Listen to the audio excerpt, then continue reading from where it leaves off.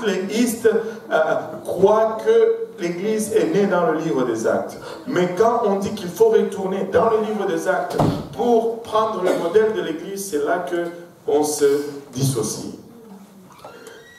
Nous sommes pentecôtistes parce que nous voulons retourner au jour de la Pentecôte, là où l'Église est née.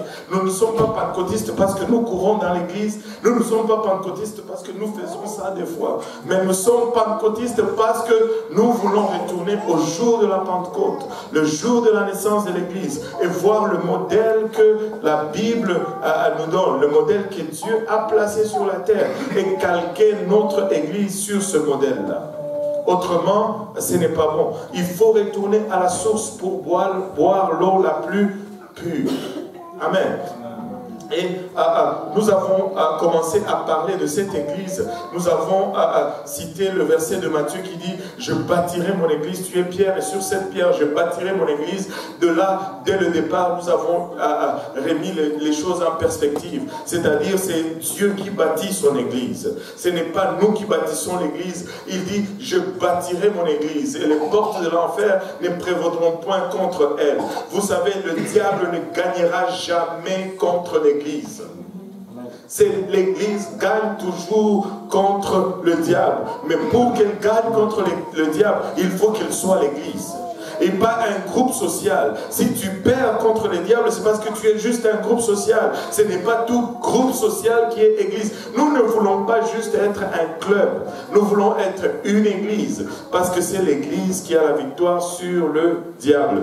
Maintenant, il dit, je bâtirai mon église. Et nous sommes les outils qu'il utilise pour maintenant bâtir cette église. Mais c'est Dieu qui bâtit l'église. Et c'est pourquoi nous ne pouvons pas nous plaindre de comment Dieu nous utilise. S'il veut t'utiliser comme un marteau, tu es un marteau. S'il veut t'utiliser comme un clou, c'est lui qui utilise. Amen. Mais nous sommes juste des outils entre ses mains. Si tu es à un niveau, juste ajuste les choses, sois juste à un niveau. Si tu es, je ne sais pas, l'aspirateur, avale la poussière. Ne te plains pas, tu es l'aspirateur. Amen. Mais chacun sa place. Amen. Et nous avons vu comment cette église a commencé avec Jérusalem d'abord, la Judée par la suite, la Samarie et jusqu'aux extrémités de la terre. Là, nous avons vu comment les 12 premiers chapitres de l'église, plutôt du livre des Actes, c'était Pierre qui était le personnage principal et le message était presque exclusivement dirigé vers les Juifs et plutôt le centre de tout ce qui s'est passé était Jérusalem. Mais quand on arrive après le 13e chapitre,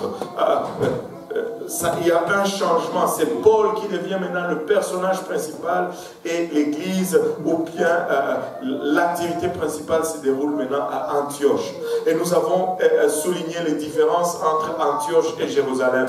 Jérusalem était bon, mais Antioche était meilleur. Jérusalem, c'est où ça a pris naissance, mais Antioche, c'est là où ça a commencé à exploser. Jérusalem, c'est là où ils ont reçu le Saint-Esprit pour la première fois, mais Antioche, c'est là où ils ont été appelés des chrétiens pour la première fois. Antioche a eu le privilège d'envoyer le premier missionnaire de l'église primitive. Antioche était une église qui donnait. Antioche était une église visionnaire ou missionnaire. Antioche envoyait même du support ou du soutien à Jérusalem. Extraordinaire.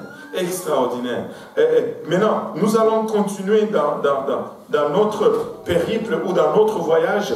Là, nous avons vu Pierre aller à Philippe et faire ce qu'il a fait, planter une église. Et la dernière fois, nous étions avec lui à Athènes, parmi les Grecs. Nous avons vu comment il a fait face à toutes ces philosophes, les stoïques et les...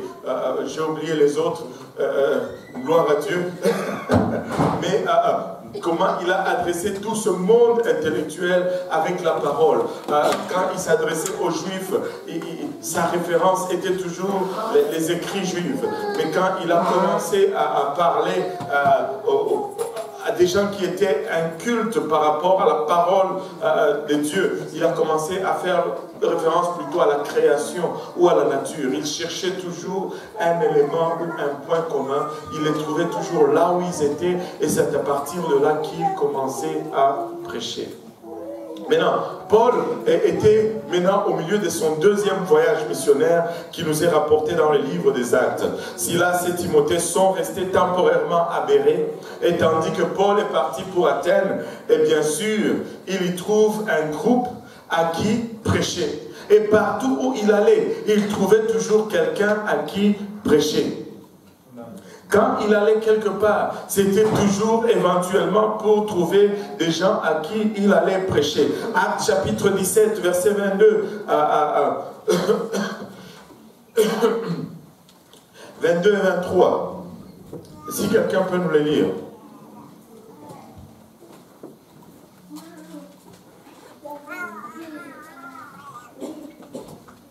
Là, on est revenu un peu à Athènes. Actes 17, 22 à 23. Paul, debout au milieu de l'aréopage, dit: Hommes athéniens, je vous trouve à tous égards extrêmement religieux, car en parcourant votre ville et en considérant les objets de votre dévotion, j'ai même découvert un autel avec cette inscription: à un Dieu inconnu, c'est que vous révérez sans le connaître. C'est ce que je vous annonce. En d'autres termes, il rencontre les Athéniens où ils sont. Il rencontre ces Grecs au niveau de leur croyance. Il dit: je vois par votre ville et par votre culture que vous êtes très religieux, parce qu'il y a un Dieu pour toutes choses. Et Athènes était réputée pour le nombre de dieux que tu pouvais trouver à Athènes. Et il dit, on disait d'Athènes que tu peux trouver un Dieu pour toutes choses à Athènes. Une divinité pour toutes choses. Ils voulaient adorer tout était adoré. Et ils étaient tellement superstitieux que juste de peur d'avoir oublié un Dieu, juste de peur que ce Dieu-là soit jaloux et qu'il se fâche, ils ont fait cet autel et ils ont écrit là-dessus: à un Dieu inconnu.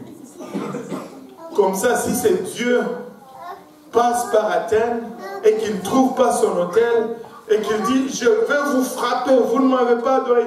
Non, non, non, non, regarde, il y a une place pour toi ici. Et c'était leur philosophie.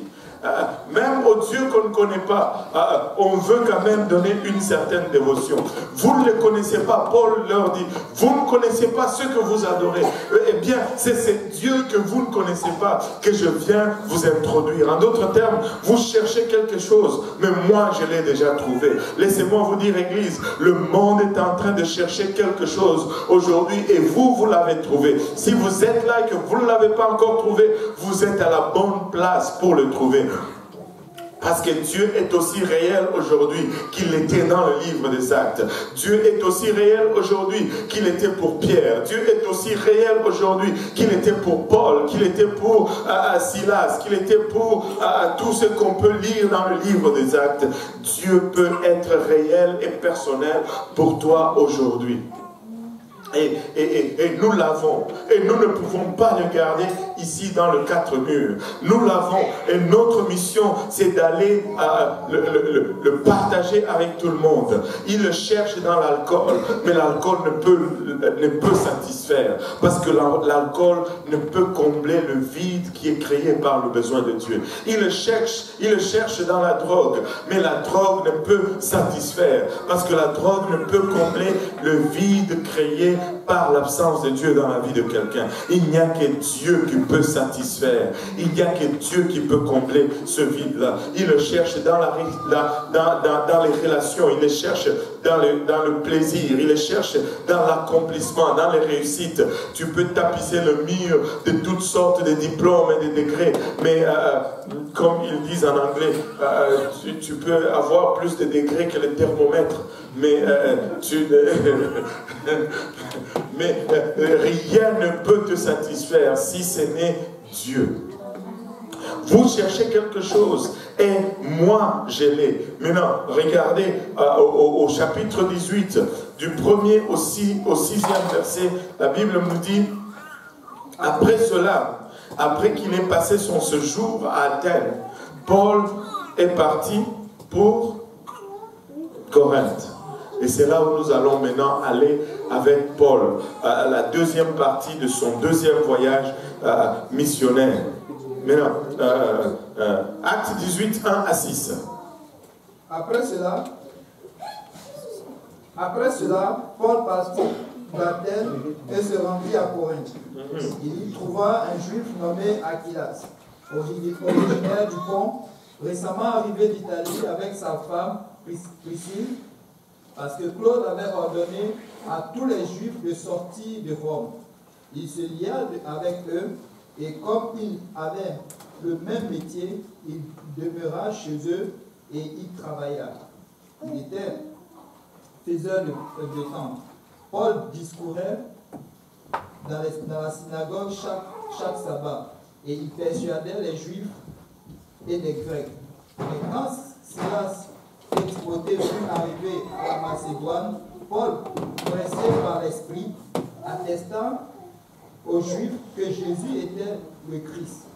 Les Juifs faisant alors de l'opposition et ils se livrant à des injures, Paul secoua ses vêtements et leur dit: que votre sang retombe sur votre tête, j'en suis pur. Dès maintenant, j'irai vers les païens. Dès maintenant, j'irai vers le païen. Ici, on nous dit qu'après cela, après Athènes, Paul s'est rendu à Corinthe. Et là, il a trouvé des Juifs. Et remarquez, dans chaque ville, il allait d'abord aux Juifs. La Bible nous dit que Paul, il déclare que l'évangile a été prêché aux Juifs premièrement, puis après aux gentils. Et il a obéi, il a respecté ce schéma dans son ministère jusqu'à ce point. Vous savez, il y a toujours un point où tout le monde arrive et ils se disent, bon, j'ai fait assez maintenant, je tourne la page. Et c'est ici, à Corinthe, où Paul est arrivé à une place où il a dit, maintenant moi avec les Juifs, c'est fini, je vais me concentrer maintenant sur le païen. Parce qu'à chaque fois qu'il allait vers les Juifs, il était toujours rejeté. Il a essayé dans chaque ville. Il est arrivé à un moment donné, il dit, bon, maintenant, je secoue mes vêtements, votre sang retombe sur vos têtes, et dès maintenant, j'irai vers les païens. Maintenant, il arrive à Corinthe, il trouve Aquila, originaire du Pont, récemment arrivé d'Italie, avec sa femme Priscille, parce que Claude avait ordonné à tous les Juifs de sortir de Rome. Il s'est lié avec eux. Et comme il avait le même métier, Paul travaillait. Il demeura chez eux et il travailla. C'est pourquoi, tu sais, Dieu cherche toujours ceux qui travaillent.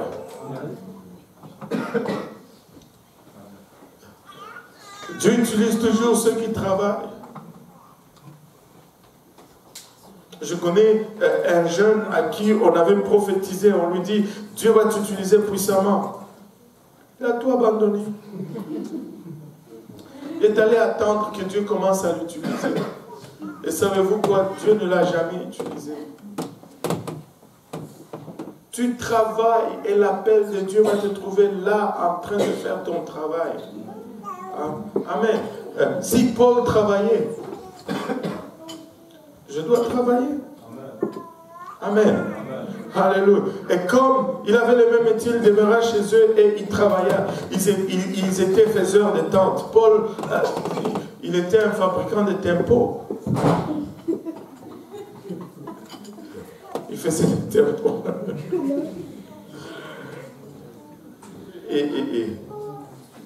Et quand Silas et Timothée sont arrivés de la Macédoine, il se donna tous entiers à la parole, attestant aux Juifs que Jésus était le Christ. Et les Juifs faisant alors de l'opposition et se livrant à des injures, Paul secoua ses vêtements et leur dit, pour moi, c'est fini. Alors, Luc rapporte l'itinéraire de Paul, mais Paul rapporte plus tard dans 1 Corinthiens l'insécurité. Tu vois, Luc nous parle de comment Paul est allé là-bas et ça a l'air que dans le livre de Luc, c'est comme si Paul est arrivé là-bas et il était plein de confiance. Il prêchait avec assurance. Mais quand tu commences à lire le livre des Corinthiens, c'est pourquoi je vous ai conseillé de lire en parallèle. Tu vois l'histoire, comment ça se passe dans le livre des Actes. Quand il arrive à Corinthe, va lire l'épître aux Corinthiens, mets-le ensemble. Tu vas voir des choses qui vont transparaître en relation entre les deux. Et ça va te permettre de mieux comprendre ce qui se passe. Quand tu vas lire le livre des Corinthiens, tu vois un Paul insécure, tu vois un Paul incertain, tu vois un Paul qui a peur, intimidé par la ville, parce que Corinthe était une grande ville. Corinthe était réputée par le péché. Il a ressenti une insécurité quand il est entré dans Corinthe, peut-être à cause du rejet qu'il a eu en prêchant à Athènes. Il venait d'une ville où on l'a rejeté, mais il arrive encore à Corinthe. Regardez 1 Corinthiens chapitre 2, versets 1 à 5. 1 Corinthiens 2. Pour moi, frère, lorsque je suis allé chez vous, ce n'est pas avec une supériorité de la langue ou de la sagesse que je suis allé vous annoncer le témoignage de Dieu. Car je n'ai pas eu la pensée de savoir parmi vous autre chose que Jésus-Christ et Christ crucifié. Moi-même, j'étais auprès de vous dans un état de faiblesse. Moi-même, j'étais auprès de vous dans un état de faiblesse, de crainte et de grands tremblements. Et ma parole et ma prédication ne reposaient que sur les... Ne reposez pas sur les discours persuasifs de la sagesse, mais sur la démonstration d'esprit et de puissance, afin que votre foi fût fondée non sur la sagesse des hommes, mais sur la puissance de Dieu. Paul était insécure, Paul était intimidé par la ville de Corinthe. Paul venait d'être rejeté à Athènes. Et écoutez, nous sommes humains, et Paul était humain comme tout autre humain. Il va arriver des fois que tu te trouves devant des gens, tu es intimidé parce que tu as essayé d'évangéliser hier et on t'a insulté. Et là, aujourd'hui, tu vois quelqu'un, il y a ce check dans ton esprit qui te dit, va, parle de Dieu. Et là, toi, tu te rappelles hier, et tu es intimidé. Écoute, des fois, tu dois juste prendre ton courage et passer à travers cela. Si on te rejette, ça va être juste une fois de plus. Amen. Ça va être juste une fois de plus. Écoute, et surtout, je pense que la meilleure façon de regarder ceci, c'est de jamais de prendre un rejet comme personnel. Quand on te rejette, ce n'est pas toi qu'on rejette, c'est Jésus qu'on rejette. Parce qu'on te rejette parce que tu parles de Jésus. Si tu leur avais parlé du Canadien, vous alliez avoir une conversation extraordinaire. Si tu leur avais parlé de la neige qui s'en vient bientôt, vous alliez avoir une conversation extraordinaire. Si tu leur avais parlé du soleil et de la température, vous pouvez parler. Et vous savez, on va parler des choses banales qui ne vont jamais changer notre vie. Mais quand on veut parler de Dieu, boum. Non. Alléluia. Mais parle quand même. Amen. Ouvre ta bouche, prends ton courage et déclare-le encore. Une fois de plus, les Juifs refusent le message de Paul et s'opposent à son ministère. Et c'est la première fois qu'il déclare qu'il va porter toute son attention sur les gentils. Et il cite Ézéchiel 33, 3 et 4. Avoir du sang sur vos mains signifie que vous assumez la responsabilité de la destruction de quelqu'un d'autre parce que vous ne les avez pas prévenus. Mais avoir du sang sur votre tête signifie que vous êtes blâmé pour votre propre destruction. Écoutez, quand tu connais la vérité et que tu ne la donnes pas à quelqu'un, Et cette personne se perd parce que tu ne lui as pas donné cette vérité. Le sang de cette personne est sur tes mains. C'est pourquoi nous prêchons toute la vérité. Même si, à cause de notre prédication, vous nous aimez moins, nous prêchons quand même. Parce que nous ne voulons avoir les sangs de personnes sur nos mains. Je vais prêcher le salut. Je vais prêcher que pour être sauvé, ce n'est pas juste crois dans ton cœur et tu seras sauvé, toi et ta maison. Ou crois dans ton cœur et confesse de ta bouche. Non, non, non, non. Je veux continuer à prêcher que crois dans ton cœur, c'est seulement le premier pas. Mais tu dois te repentir de tes péchés. Tu dois te faire baptiser au nom de Jésus-Christ pour le pardon de tes péchés. Tu dois recevoir le don du Saint-Esprit avec l'évidence de parler en langue. Même si ce n'est pas un message populaire aujourd'hui, mais c'est le message biblique et le plan du salut reste le même que dans le livre des Actes. Dans le livre des Actes, il n'y avait pas une seule personne qui était appelée chrétien sans avoir été baptisée au nom de Jésus-Christ. Il n'y avait pas une seule personne qui était appelée chrétien sans avoir été remplie du Saint-Esprit avec l'évidence de parler en langue. Et si c'était ça le livre des Actes, c'est ça l'Église aujourd'hui. C'est ça l'Église aujourd'hui. Et dans le livre des Actes, il ne faisait pas baptême 101 avant d'être baptisé. Dans le livre des Actes, c'était le jour même, à l'heure même de la nuit, à l'instant même. Vous savez quoi? Dans cette église, aujourd'hui, maintenant même, si tu te dis, oh, je me sens d'être baptisé parce que je n'ai pas encore été baptisé, même pendant que je prêche, Pasteur Abou peut courir avec toi et tu te fais baptiser au nom de Jésus-Christ et la prédication continue. Alléluia. Parce que c'est comme ça que c'était dans le livre des Actes. Parce que ça prend deux choses. Ça prend deux choses seulement avant le baptême. La première des choses qui est nécessaire avant le baptême, c'est la croyance. Celui qui croit et qui se fait baptiser sera sauvé. Marc 16, 15, 16.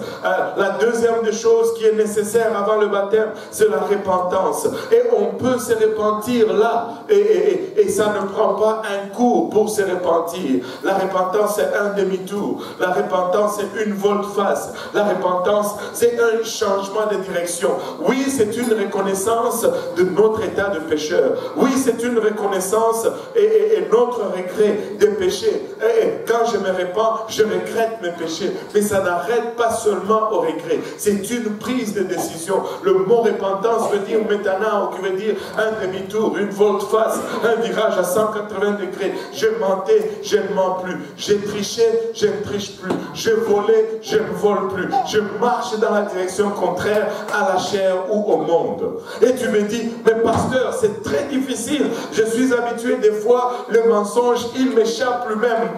Je ne voulais pas mentir, mais il sort tout seul. On dirait qu'il glisse de mes lèvres. Oui, je connais, c'est ça la nature humaine. Mais comme tu grandis dans le Seigneur, plus tu pries, plus tu t'imprègnes de la parole de Dieu, tu vas voir que ça va glisser de moins en moins. Alléluia. Tu mentais peut-être 24 fois par jour. Là, tu tombes à 15. Et puis tu tombes à 10. Et puis, tu sais, des fois tu mentais et tu avais plaisir dans le mensonge. Mais maintenant, quand ça glisse, tu as mal.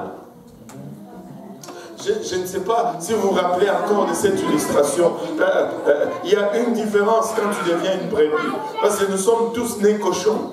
Et quand nous sommes cochons, nous aimons la boue. Nous sommes dans la boue.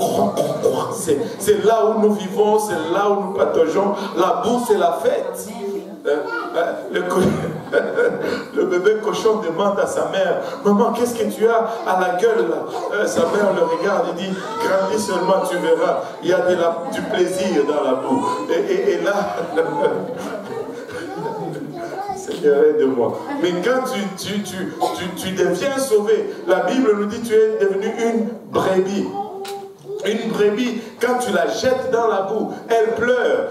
Est-ce qu'il y a qui se rappelle de l'illustration? Quand une brebis est jetée dans la boue, elle ne fait pas. Elle fait maître. Elle appelle son maître. Maître. Maître. Elle pleure. Tu ne prends plus plaisir dans les choses. Tu sais, quand tu ne connaissais pas Dieu, tu mentais, tu étais content de mentir. tu disais, waouh, celui-là, je l'ai vraiment bien badigeonné.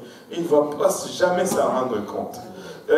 Tu te sens gratifié d'avoir menti. Mais là, tu te dis, mais qu'est-ce qui m'est arrivé? C'est impossible. Tu es sur le bon chemin. Continue de marcher. C'est toujours un travail en progrès.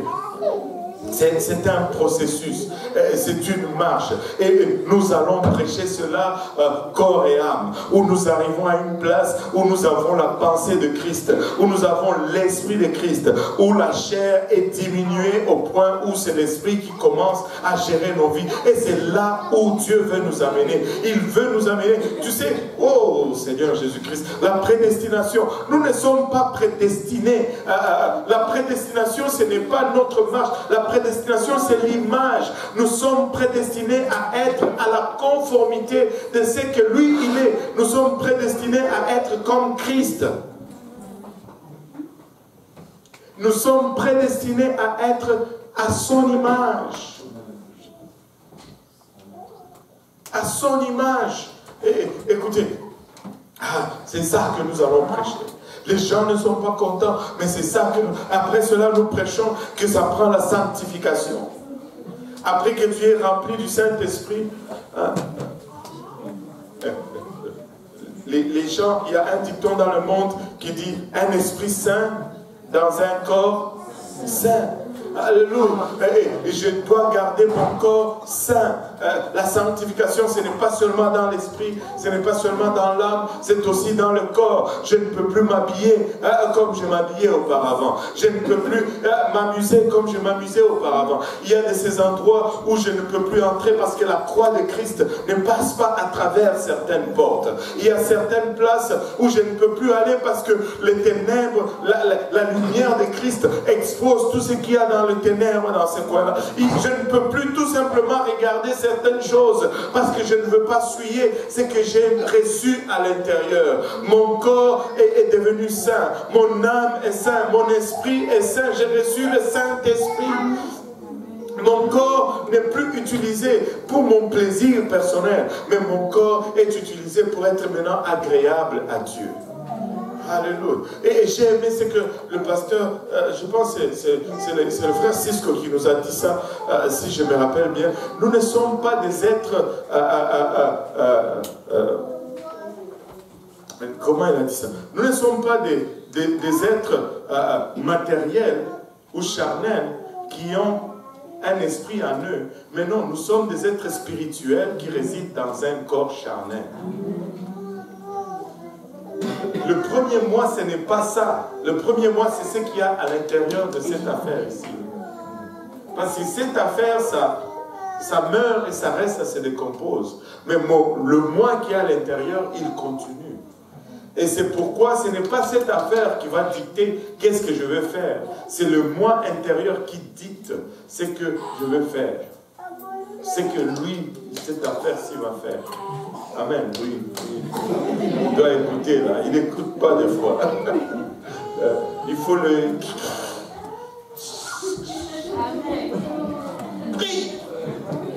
Alléluia. C'est parce que lui, à l'intérieur, doit être le boss. Amen.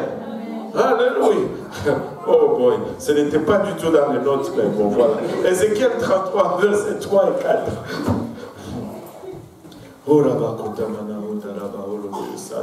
Si cet homme voit venir l'épée sur le pays, sonne de la trompette et avertit le peuple, et si celui qui entend le son de la trompette ne se laisse pas avertir et que l'épée vienne le surprendre, son sang sera sur sa tête.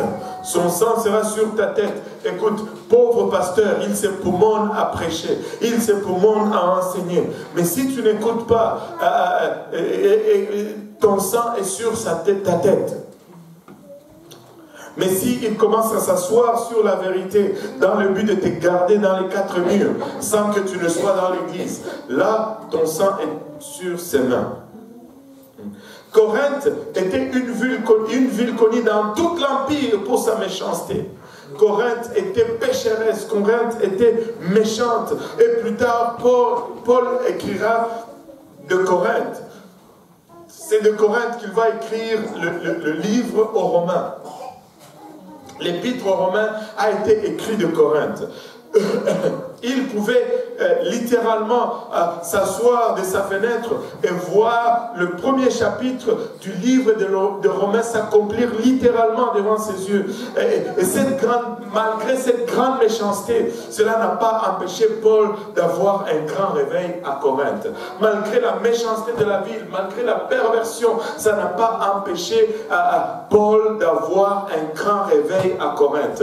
Nous pouvons regarder notre ville et voir l'état spirituel de cette ville. Écoutez, laissez-moi vous dire, ça ne va pas nous empêcher d'avoir un réveil ici au Québec. Le Québec pour Jésus. Amen. Alléluia. Pendant qu'on se parle, pendant qu'on a une étude ici en ce moment, il y a une étude qui s'est faite par téléphone en direct avec le lac Mégantic. Et je suis excité pour cela.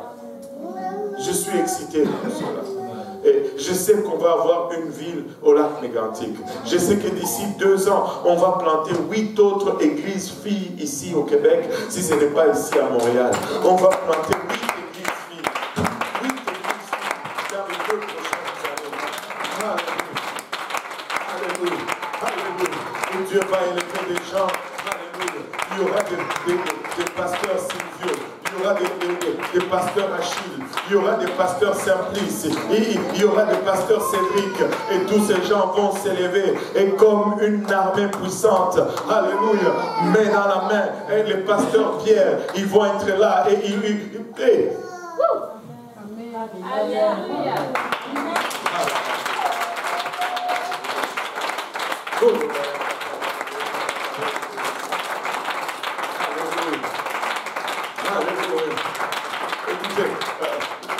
Dieu revient bientôt.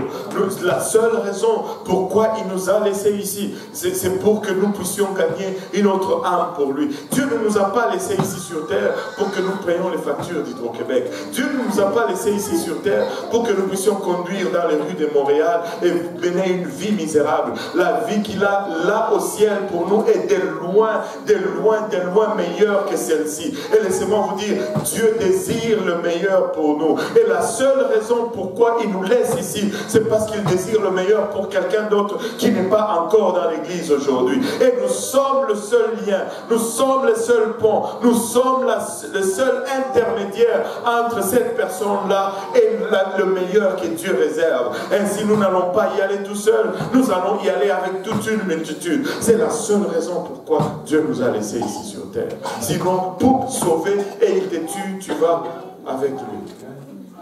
Des fois, on souhaite que c'était comme ça. Des fois, c'est dur. Tu regardes, les factures s'accumulent, les problèmes s'accumulent, l'opposition s'accumule, les complications s'empilent. Mais tu dis, mais qu'est-ce que je fais ici? Il y a quelqu'un d'autre qui n'a pas non seulement les factures, mais il n'a même pas l'espérance du lendemain. Et tu dois lui transmettre cette espérance. Tu dois lui transmettre cette espérance. Écoutez, Dieu va le faire. Il va le faire. Paul pouvait regarder de sa fenêtre cette ville de Corinthe, une ville dépravée. Corinthe était mauvais. Si tu penses que nous avons des problèmes dans l'église, tu n'as pas encore lu les livres de Corinthiens. Tu ne connais rien sur l'histoire de Corinthe. Quand Paul les adresse, il dit, il y a tellement de péchés parmi vous que le péché est au point où quelqu'un couche avec la femme de son père.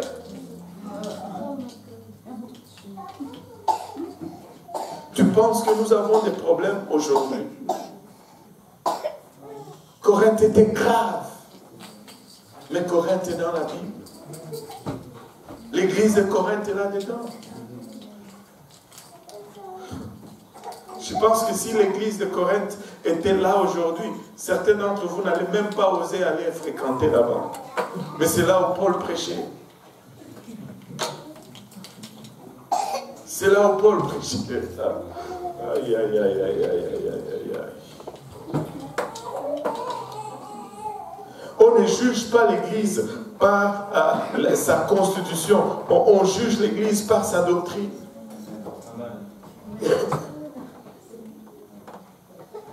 Oui, nous sommes le reflet de l'Église. Je ne veux pas dire que maintenant nous faisons n'importe comment, on vient prêcher en camisole ici. Non, non, non, non. Ce n'est pas ça que je veux dire. Parce que notre doctrine nous interdit de prêcher comme ça. Amen. Alléluia. Amen. Gloire au Seigneur Jésus. Corinthe était grave.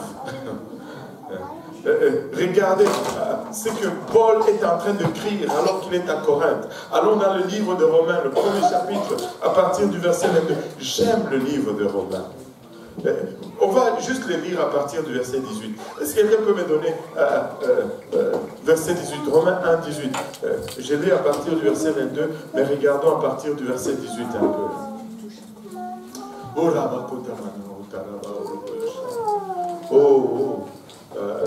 Romains 18, 1, 18. La colère de Dieu se révèle sans toute inquiétude, toute injustice des hommes, qui retiennent injustement la vérité captive, car ce qu'on peut connaître de Dieu est manifeste pour eux, Dieu le leur ayant fait connaître. En effet, les perfections invisibles de Dieu, sa puissance éternelle et sa divinité se voient comme à l'œil depuis la création du monde, quand on les considère dans ses ouvrages. Ils sont donc inexcusables, puisque, ayant connu Dieu, ils ne l'ont point glorifié comme Dieu, et ne lui ont point rendu grâce, mais ils se sont égarés dans leurs pensées, et leur cœur, sans intelligence, a été plongé dans les ténèbres. Waouh. On va regarder un peu, on va s'arrêter un peu, on va regarder. J'aime cette partie. Tu sais, pour longtemps, on nous disait, il y a 3 personnes en Dieu, c'est un mystère. Et quand tu voulais demander, mais comment est-ce que je peux expliquer, il y a 3 personnes en un seul Dieu? On nous disait, c'est un mystère. Si tu cherches à comprendre ça, tu vas devenir fou. On nous a dit, tu ne dois pas lire ta Bible, sinon tu vas devenir fou. Et il y en a qui ont... Oui, on était interdit de lire la Bible. Si tu n'as pas été au grand séminaire, tu ne peux pas lire la Bible. Tu es juste un commun mortel. Et tu ne peux pas lire la Bible. Et maintenant, regardez ceci. Il dit la colère de Dieu se révèle du ciel contre toute impiété, toute injustice des hommes qui retiennent injustement la vérité captive. Ils ont la vérité, mais ils la retiennent captive. Ils ne relâchent pas la vérité. En d'autres termes, ils prennent la vérité en otage. Car ce qu'on peut connaître de Dieu est manifeste pour eux, Dieu le leur ayant fait connaître. Il dit qu'il y a des choses qu'on peut connaître de Dieu. Et Dieu les a fait connaître. Bien sûr, il y a des choses qu'on ne peut pas connaître. Mais il y a certaines qu'on peut connaître. Et là, il commence à énumérer les choses que nous pouvons connaître de Dieu. Dans le 20e verset, il dit, en effet, les perfections invisibles de Dieu. Nous pouvons connaître les perfections invisibles de Dieu. Il dit sa puissance éternelle. Nous pouvons connaître sa puissance. Et cette puissance est éternelle. C'est-à-dire, Dieu est aussi puissant aujourd'hui qu'il était hier. Sa puissance ne s'use pas avec le temps. Dieu ne vieillit pas. Donc arrêtez de le présenter comme le vieux monsieur aux cheveux blancs. Ce n'est pas le Père avec la barbe, non. C'est pas ça. Et sa divinité. Et il dit, sa divinité, le fait qu'il soit Dieu, on peut connaître la divinité n'est pas un mystère. Il dit que ça se voit comme à l'œil depuis la création du monde, quand on les considère dans ses ouvrages, ils sont donc inexcusables. Qu'est-ce qu'il est en train de nous dire? Tu peux juste contempler la nature et y voir le reflet et l'empreinte de Dieu. La perfection invisible de Dieu. Si tu commences à regarder comment le corps humain fonctionne, tu peux en déduire la perfection invisible de Dieu. Je ne sais pas si tu as déjà voyagé à Montréal, New York, et tu conduis dans les montagnes, les Adirondacks. On me dit que ça, quand tu vois dans les Rocheuses, c'est encore magnifique. Mais tu tu conduis, tu vois ces collines tapissées de végétation. Et surtout en automne, quand la couleur commence à changer, moi je suis toujours émerveillé par cela. Je regarde cela, je dis waouh, extraordinaire. Tu regardes l'univers.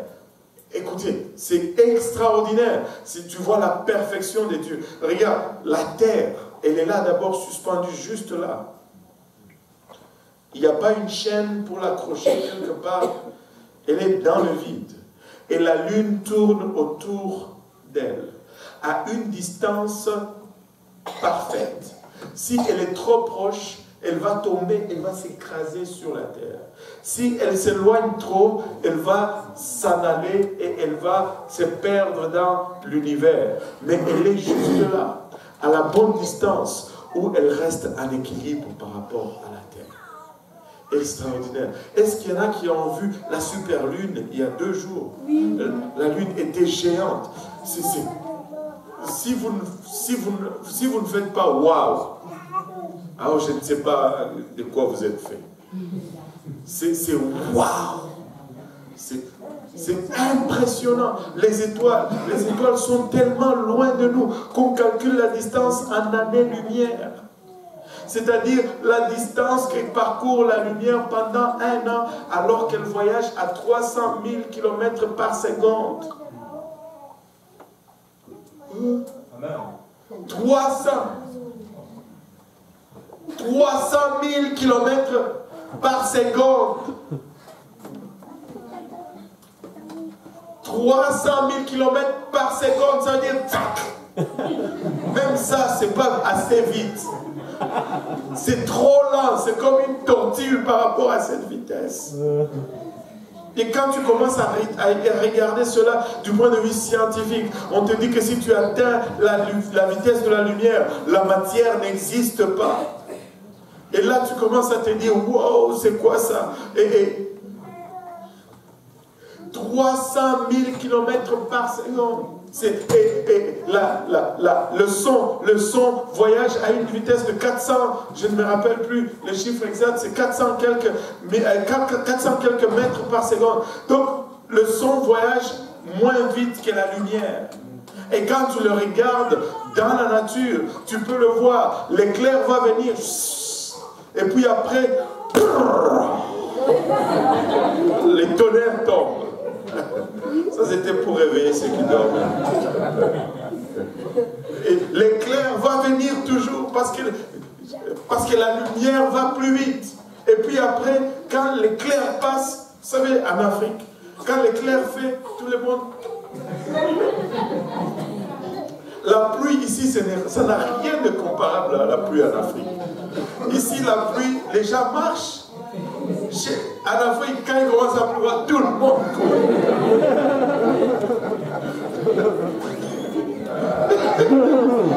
Tout le monde court.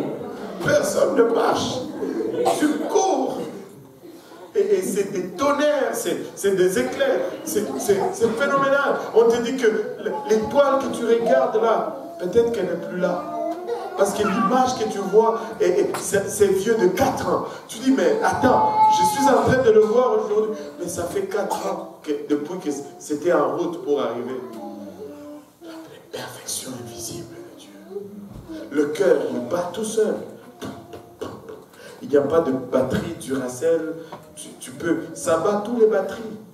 Il y a une batterie là, ici, qui dure 80 ans de charge.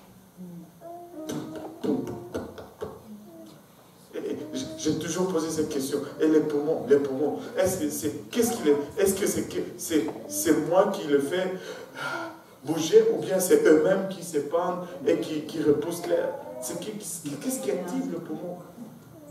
À un moment donné, je pensais que c'était moi. Et puis je me suis dit, mais quand je dors, je peux arrêter de respirer. Si je dors. Extraordinaire. C'est la perfection invisible. L'ADN, on peut aller du plus petit au plus grand, mais on voit la perfection invisible, sa puissance éternelle. Wow! Vous savez, la puissance éternelle. Vous savez, dans une foudre, Une foudre, une seule foudre. Il y a assez d'électricité dans une foudre pour alimenter une ville pendant 3 ans. Juste une foudre. Dieu est puissant. Le soleil, j'aime cette anecdote. Le soleil, tu sais, j'utilisais l'exemple du soleil pour démontrer de la puissance de Dieu. Je dis, le soleil, ça produit de la chaleur et de la lumière pendant des années. Et ça ne s'éteint pas. Comment tu peux m'expliquer cela? Il me dit, ah, tu donnais, toi aussi, il faut aller à l'école. Je suis quand même allé à l'école, hein. Ces choses, je ne les ai pas appris dans la rue. Mais je suis quand même allé à l'école. Il dit, mais ce sont des réactions chimiques. J'ai dit, mais attends. J'étais aussi à l'école. Même une réaction chimique, ça consomme de la matière. Une fois que la matière est consommée, la réaction chimique s'arrête. Si c'est une réaction chimique, qui apporte la matière là-haut à chaque fois pour que cette réaction chimique continue pendant 6000 ans? 6000 ans! Le feu brûle. Essaye d'allumer une feu, même une petite feu qui dure 1000 ans. Tu vas consommer tous les arbres de la terre. Mais ce feu-là, il est gros. Regarde la quantité de chaleur et de lumière que ça produit. 6000 ans. Mais écoutez, la puissance de Dieu. Dieu est puissant. Il est puissant. Et quand on le regarde, et sa divinité. Oh. Sa divinité. On peut connaître la nature de Dieu. Dieu est un. Regardez, il dit que nous sommes créés à son image. Comme moi je suis un. Lui aussi. Il est juste un. Et mon Père, Fils et Saint-Esprit, mais moi aussi je suis Père. Regarde, David. Oui. C'est mon fils. Je suis qui, moi? Papa. Ben, papa. Quand je prie à Dieu, je dis papa. Mais écoute, je suis Père. Mais je suis juste un. Mais je suis aussi époux. Chéri.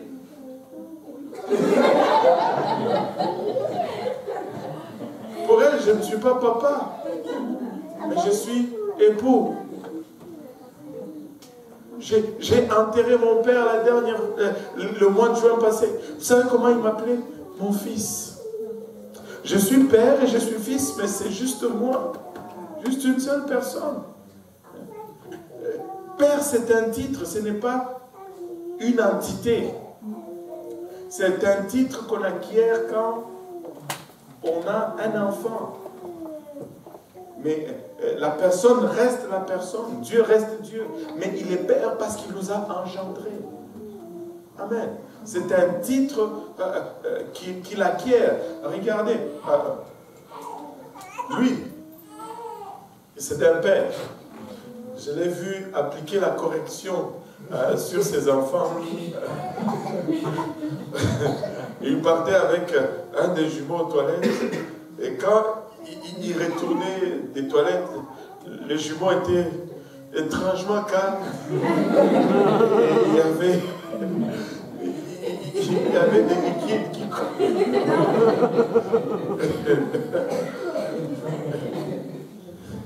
Mais c'est une personne. Mais il est père parce qu'il a déjà des enfants. Mais regardez lui. Tu n'as pas d'enfant, Michel. Regardez lui. C'est aussi une personne. Mais il n'est pas encore père. Il n'est pas encore père. Mais il n'est pas moins un être. Il n'est pas moins une personne. Il n'est pas moins inexistant. Père, c'est un titre qu'on acquiert. Et un titre va toujours définir une relation. Amen. Et Père définit notre relation avec Dieu dans la création. Fils définit notre relation avec Dieu dans la rédemption. Et Saint-Esprit définit notre relation avec Dieu dans la consolation. Mais c'est le seul et unique vrai Dieu. Il n'y a pas un esprit du Père, un esprit du Fils et un esprit du Saint-Esprit. Non, non, non. C'est un seul esprit divin, mais qui a différents rôles ou différents rapports avec nous dans notre marche. Amen. Avec mes enfants, des fois, je porte les chapeaux de papa, mais des fois, je porte le chapeau de pasteur, mais c'est moi la même personne. Amen. Alléluia. Oh mon Dieu, nous sommes un peu égarés aujourd'hui, mais bon, nous ne sommes pas égarés. Mais c'est là qu'on ressentait d'aller aujourd'hui. Mais regardez, Corinthe était une ville connue dans tout l'Empire pour sa méchanceté. Et plus tard, Paul va écrire, et il écrit ce qu'on a lu du livre de Romains ici, et à partir du verset 22 plutôt, il dit: se vantant d'être sages, ils sont devenus fous. Quand ils regardent les folies de la ville de Corinthe et leur prétention à la sagesse, il dit: ils se vantent d'être sages, mais ils sont devenus fous. Et nous pouvons voir et observer la même chose aujourd'hui. Alors que le monde se déclare plus intelligent, alors que le monde se déclare plus humain, plus avancé, plus sophistiqué et toutes ces choses. Mais c'est dans ce moment même que les pires des perversions prennent place. Et plus ils se pensent éduqués, et plus ils sont immoraux, au fait. Et ils ont changé la gloire du Dieu incorruptible en image représentant l'homme corruptible, des oiseaux, des quadrupèdes et des reptiles. C'est pourquoi Dieu les a livrés à l'impureté selon les convoitises de leur cœur, en sorte qu'ils déshonorent eux-mêmes leur propre corps. Et Paul nous dit ici, quand vous commencez à aller sur ce chemin-là, quand vous retirez Dieu de la société humaine, on glisse sur le chemin de la perversion et on commence à souiller son propre corps. Et nous pouvons regarder notre ville et y voir, nous pouvons regarder ce passage et y voir la description de notre ville.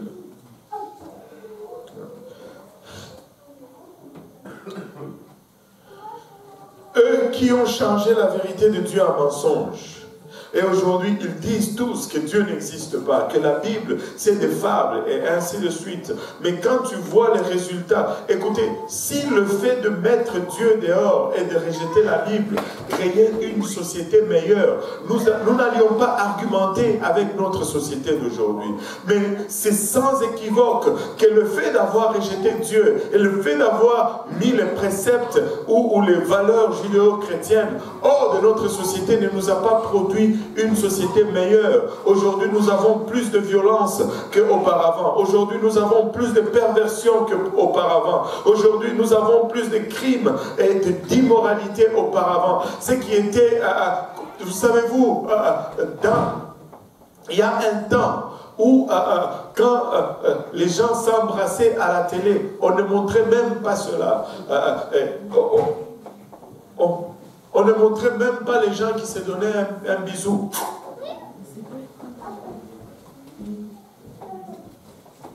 On ne montrait même pas cela. Mais aujourd'hui, on les montre dans le lit. Non seulement hommes, mais hommes et hommes, et femmes, abomination. Abomination. Il y a un temps, le problème dans nos écoles, le problème majeur dans nos écoles, c'était les casquettes, c'était la gomme. Mais aujourd'hui, les problèmes dans nos écoles, c'est les grossesses, c'est les armes à feu, c'est la drogue.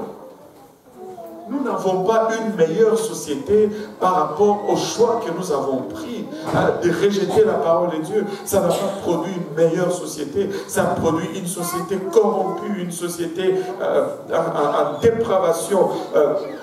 Ils ont changé la vérité de Dieu en mensonge et qui ont adoré et servi la créature au lieu du Créateur qui est béni éternellement. Amen. Aujourd'hui, nous les appelons les stars. Aujourd'hui, nous les appelons nos idoles. Oh, moi, mon idole, c'est Beyoncé. Aide-nous, Seigneur. Aide-nous, Seigneur. Aide-nous, Seigneur. Nous les appelons littéralement nos idoles. Et nous sommes, et tout le monde se prosterne et offre des offrandes sur les autels des célébrités et de toutes ces choses. Regardez, ce sont des vraies offrandes.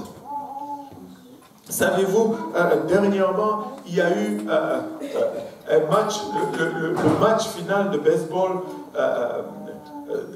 la série mondiale, le dernier match entre, c'était qui jouait là? Les Cubs et les Indians. Les Cubs et les Indians.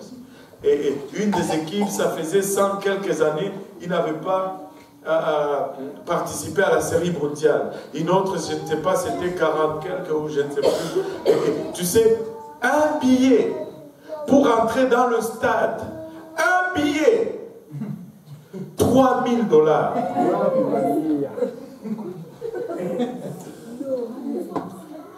Tu ne trouvais plus un billet en bas de $3000 pour un match de baseball.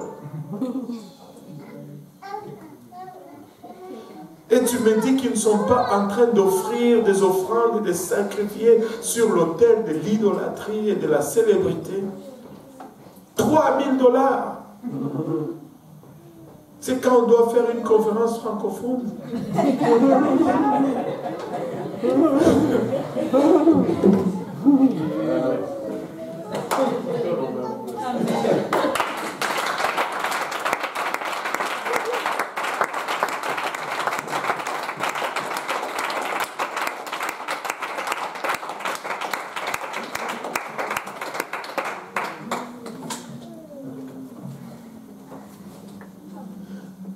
Savez-vous, l'Impact va jouer bientôt au stade olympique.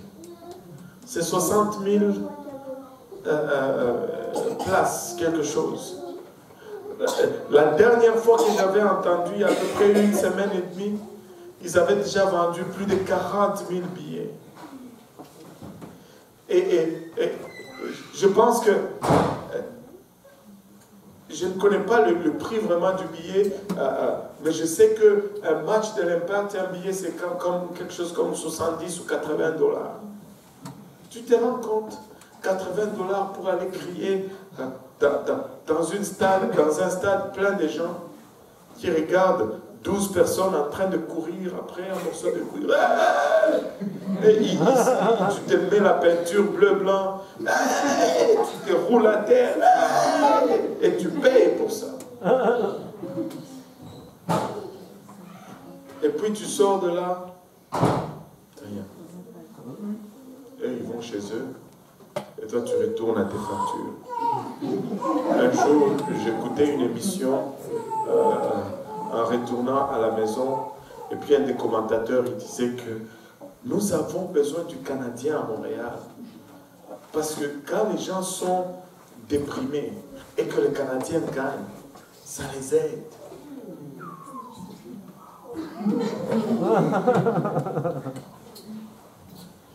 Donc le Canadien détermine l'humeur des gens.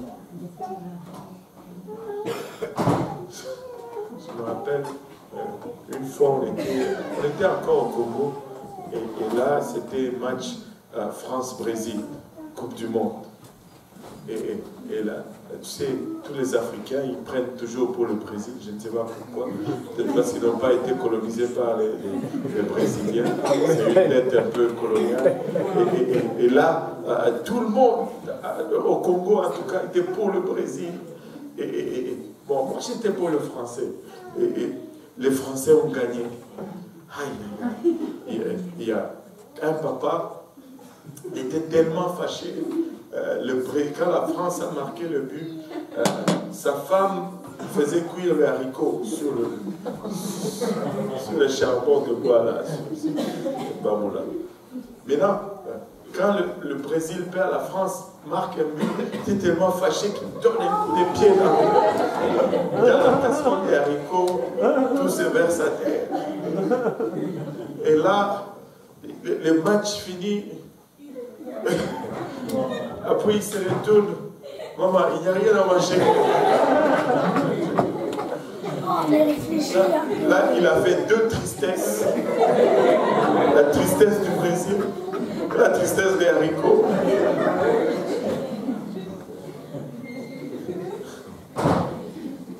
C'est pourquoi Dieu les a livrés à des passions infâmes, car leurs femmes ont changé l'usage naturel en celui qui est contre nature. Et de même les hommes, abandonnant l'usage naturel de la femme, se sont enflammés dans leurs désirs les uns pour les autres, commettant homme avec homme des choses infâmes et recevant à eux-mêmes le salaire que méritait leur égarement. Écoutez, qu'est-ce qu'il est en train de dire? Ça ne prend qu'un petit péché pour glisser éventuellement jusqu'à se retrouver dans la pire dépravation. Et l'homosexualité est une abomination aux yeux de Dieu. Et nous allons prêcher cela sans crainte, ni faveur, ni hésitation. Nous allons prêcher que le mariage, c'est un homme et une femme. Nous allons prêcher que c'est une abomination que c'est de se mettre en couple.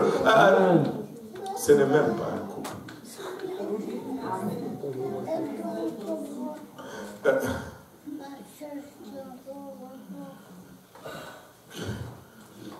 Comme c'est un des prédicateurs qui a dit ça comme ceci: 4 genoux rouillés ensemble, ça ne marche pas.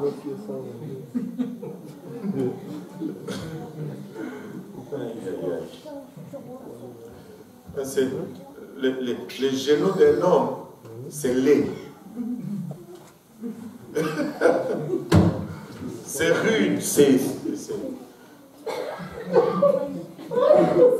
2 seulement dans un couple, c'est bon. Mais quand tu en as 4 comme ça, anyway, vous allez le comprendre pas avec le temps. Écoute, un homme avec une femme. Dieu a créé Adam et Ève. Adam et Ève. Il n'a pas créé Adam et Steve. Amen.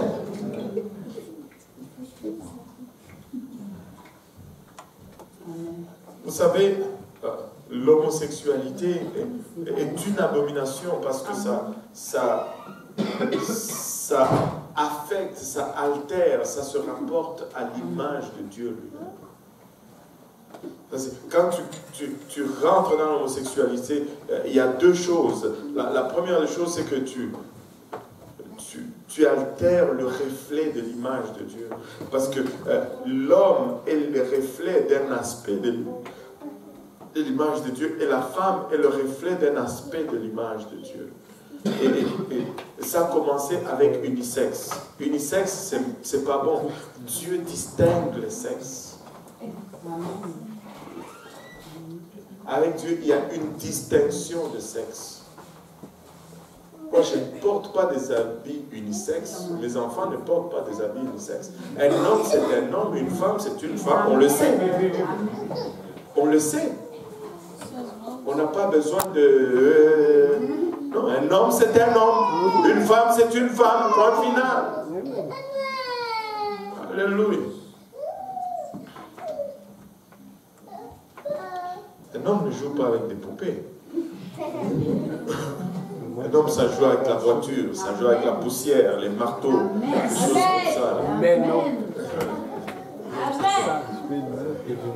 Alléluia.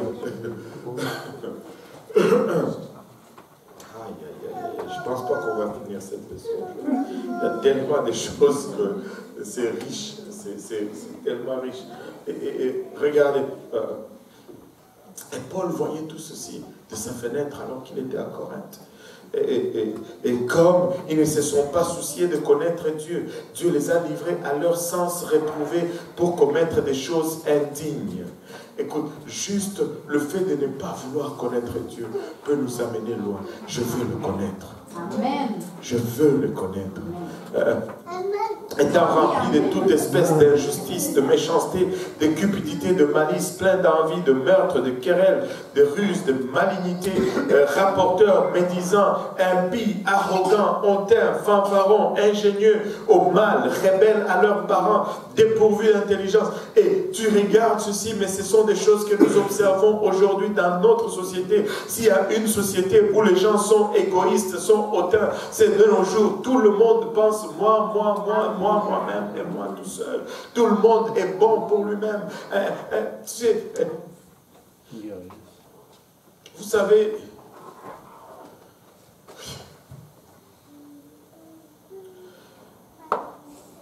s'il y avait un temps où, avant d'occuper certaines positions, il fallait que tu fasses tes preuves. Je vais parler peut-être de quelque chose qui va vous mettre inconfortable. Mais aujourd'hui, tous ceux qui sortent, ils sortent de l'université, ils veulent déjà faire 100 000 $ par année. Ça ne fonctionne pas. Il y a un problème quelque part. Il y a un problème quelque part. Beaucoup d'orgueil et d'égocentrisme.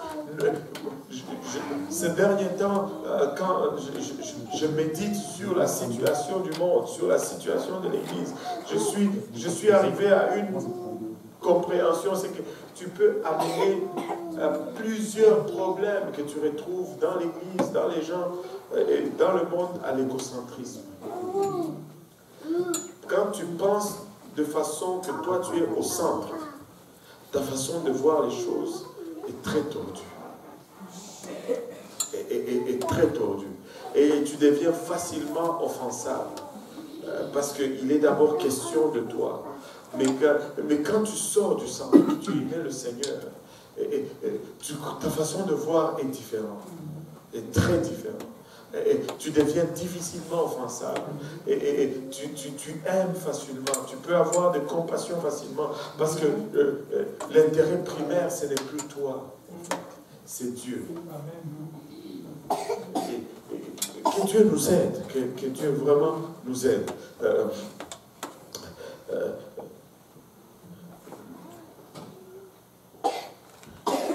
Dépourvu d'intelligence, de loyauté. Wow.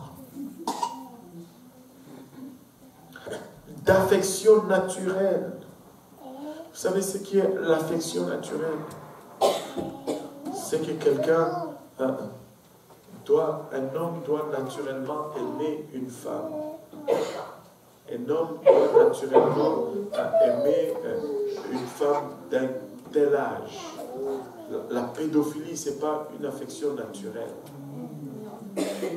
C'est une affection pervertie. Mais savez-vous, c'est quoi l'âge du consentement sexuel ici au Québec maintenant? 14 ans. Ça, c'est la pédophilie, en fait. 14 ans. Et ils sont en train de vouloir la laisser à 12 ans. En Hollande, c'est déjà 12 ans. C'est une folie. 12 ans. 12 ans.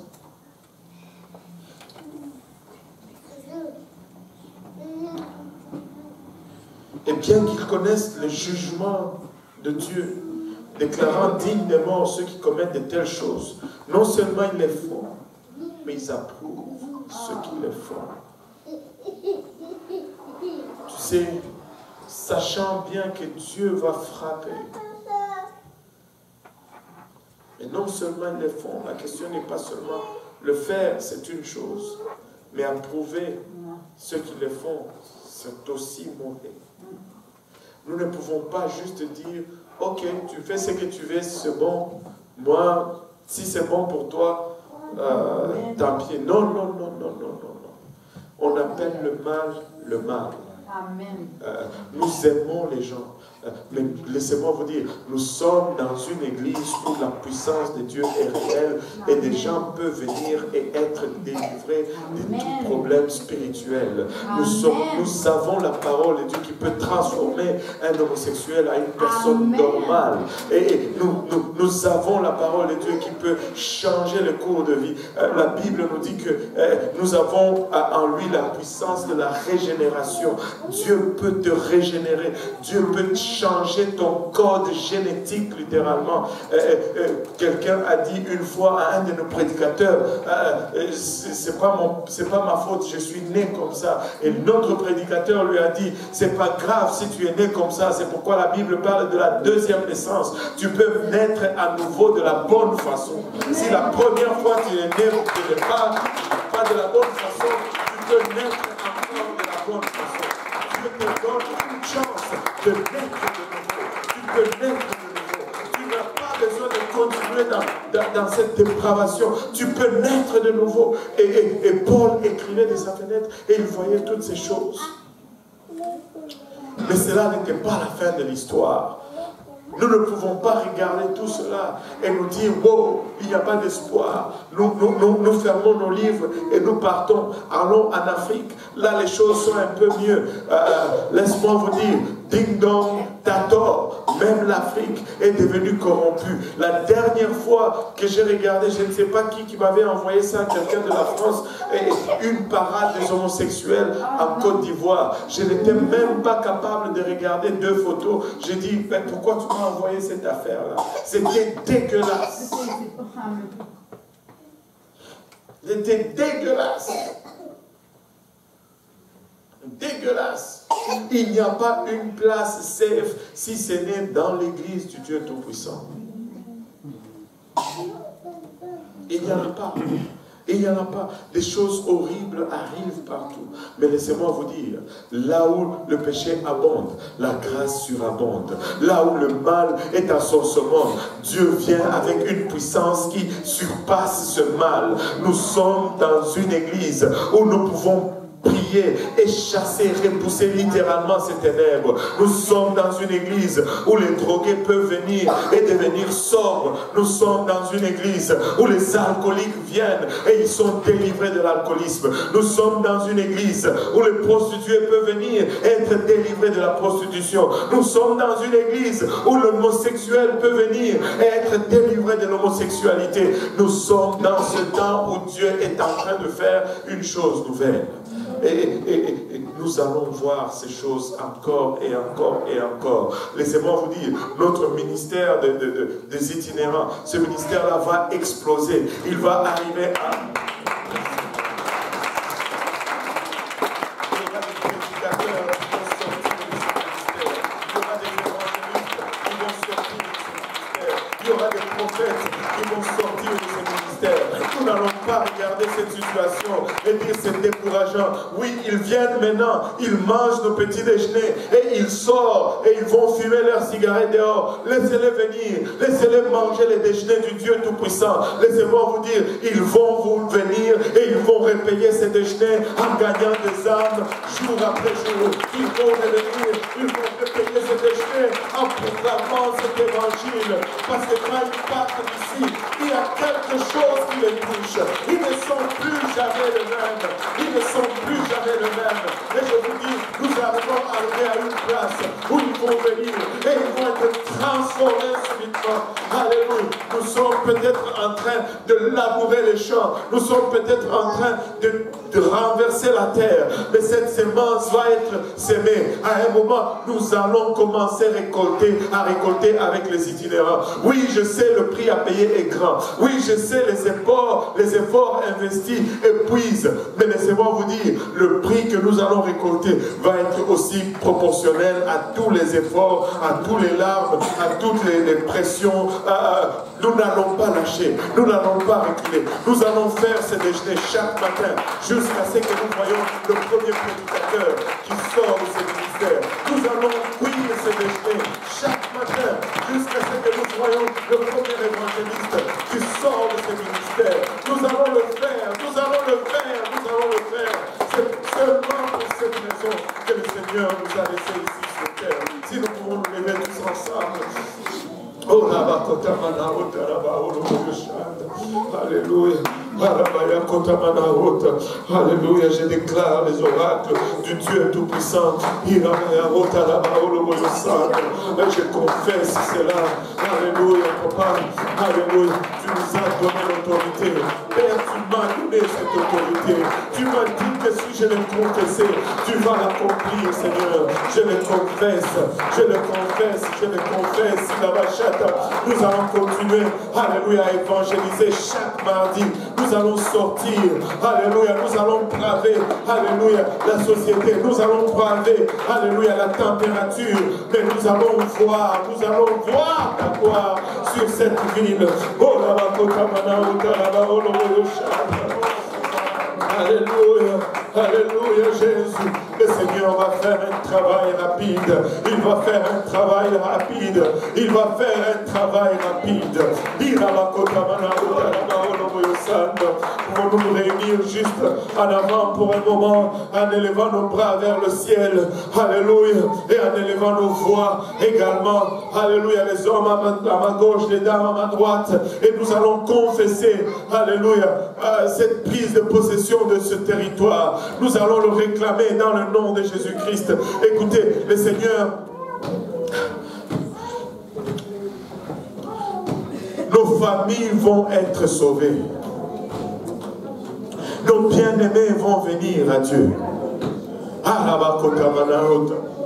Et cette conférence, nous avons vu des gens que nous n'avions jamais pensé qu'ils allaient rentrer dans les eaux du baptême. Ils sont rentrés dans les eaux du baptême à notre réjouissance. Laissez-moi vous dire que ce n'est que la prémisse de ce que Dieu va faire. Ce n'est que l'avant-goût de ce que Dieu va faire. N'arrête pas de prier pour tes parents. N'arrête pas de prier pour tes enfants. N'arrête pas de prier, alléluia, pour ton mari, pour ton épouse.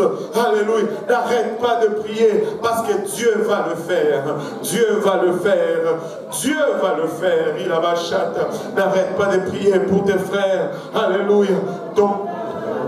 Tes sœurs, alléluia.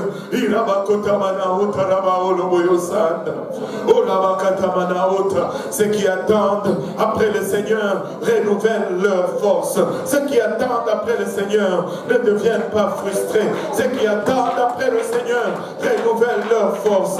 Est-ce que tu es en train d'attendre après le Seigneur? Si tu attends après le Seigneur, renouvelle donc tes forces.